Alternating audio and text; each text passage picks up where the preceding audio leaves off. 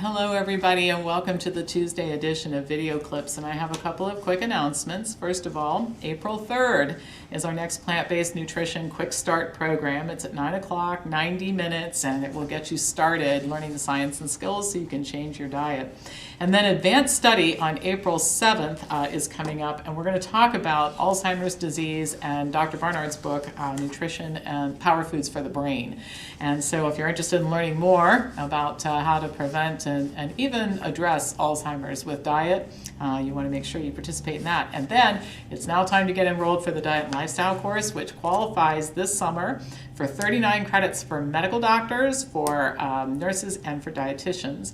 And this is taught by John McDougall, Caldwell Esselstyn, Neil Barnard, Dr. Ralph Moss, Dr. Larry Plevsky. Covers not only all the stuff we talk about with plant-based nutrition, but things like vaccinations and musculoskeletal disorders, etc. You don't want to miss it. It's a 15-week program that will absolutely change your life. I promise it. Okay, so now on to today's message. It's official. We have a mumps epidemic in Columbus. 40 cases of mumps have been reported at Ohio State University, and a local newspaper reporter has dutifully drunk the medical Kool-Aid and reported that this is the result of skipping vaccinations. Rick Ruen's article was called "Outbreaks Blamed on Vaccine Skipping," and it appeared on the cover of the Metro and State section of the Columbus newspaper just a few days ago. Now, Ruen apparently did not proofread his article for inconsistencies before he submitted it, and the editors of the newspaper apparently didn't fact-check it because they must be under the same medical spell as Ruen. So I'll just share some details and you'll understand what I'm talking about here. Ruen starts by reporting that, quote, "Public health officials and infectious disease experts say under-vaccination is leading to more outbreaks of diseases that could have long ago been eradicated, like mumps. According to Joseph Gastaldo, he's an infectious disease expert at Ohio Health, and this is another quote, "We do have in our country an anti-vaccine movement with really not a lot of science behind it. According to Gastaldo, as long as people opt out of vaccines, we're going to continue to have outbreaks." Now, Ruen doesn't ask any hard questions from his interviewees. For example, if I were interviewing Gastaldo and some of these other people, I'd point out that the U.S. Vaccine Court has paid out billions of dollars to vaccine-injured children and adults. And I'm curious, how do we justify that type of outlay if the anti-vaccine movement doesn't have a lot of science behind it? Why are we paying out all this money if there's nothing to the claims that some people are making, including me, that vaccines can be harmful? Well, 5 paragraphs later, this is where it really gets interesting. Teresa Long, Director of Public Health for the City of Columbus, says that 97% of the people who are infected with mumps in Columbus have already been vaccinated. Well, if that's the case, how do we blame the current outbreak, if we want to call it that, on unvaccinated people? Those who are infected were vaccinated, and vaccinated people are supposed to be protected in the event of exposure from an unvaccinated person. I mean, again, nobody proofread this article and said, well, wait a minute, why aren't we questioning this stuff? But there's always an explanation. The medical community is so good at making stuff up to cover up or respond to the other stuff that they made up. So Dr. Julie Mangino, internal medicine professor at Ohio State, quickly jumps in and says the problem is that those who received the mumps vaccine didn't get the strain that's currently circulating. So Long then reports, and I love this, Teresa Long, the Department of Health director, says there's no effort underway right now to offer booster shots for mumps because viruses such as mumps tend to burn themselves out. And that's a direct quote, tend to burn themselves out. So what are we talking about here? Vaccinated people are the ones who are sick, and there's no reason to worry about it because it'll kind of burn itself out. I mean, it's just extraordinary to me. I think the actual, more accurate title of the article would have been, "Mumps Vaccine Fails Again, Another Reason to Avoid These Useless and Potentially Harmful Shots."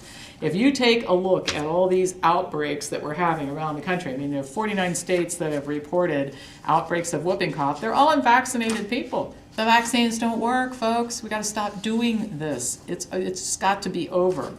And we've got to start calling these people to task who make these stupid, silly claims about a handful of unvaccinated people causing this problem here in Columbus. It's absolutely ridiculous. Okay, so I'm off my soapbox on that one. So I'll get on my soapbox for another one. Government agencies and their employees, I've said this for years, they are not interested in public health. In the United States and in most other countries around the world, it's quite the same. These agencies are much more protective of industry than they are of citizens. Well, one of the ways the FDA and other U.S. agencies like the USDA and other regulatory organizations avoid making any substantive changes that might either inconvenience food or drug companies or decrease their profits is when something crops up, they focus on changing the labels. Now, we know that this has absolutely no effect. You change the label on a drug, does not affect the prescribing habits of doctors. You change the label on foods in stores, doesn't really impact I'm talking about nutrition information, doesn't impact what people buy. Yet, here we are again in the United States having more discussion about how we're going to change the food labels and make them just a tiny bit more confusing and useless to the people who are buying these products. Well, a study in New Zealand shows that traditional food labels, which include lots of numbers and calculations based on nutrient content of foods, do not help people make healthier choices. The researchers involved in this study found that only 23% of consumers reported even seeing nutrition information on the labels of the packages they bought. Instead, consumers respond better when the labels are simple and transparent. Go figure, right? And information is expressed in terms that people can relate to. For example, 89% of people respond to labels showing how many minutes of running were required to burn off the calories in a product. 93% responded to how many minutes of walking were required, and 70% responded to these traffic light type things where it's red for don't eat, orange for maybe okay, and green for okay to eat. Even that's probably too subjective and should be thrown out.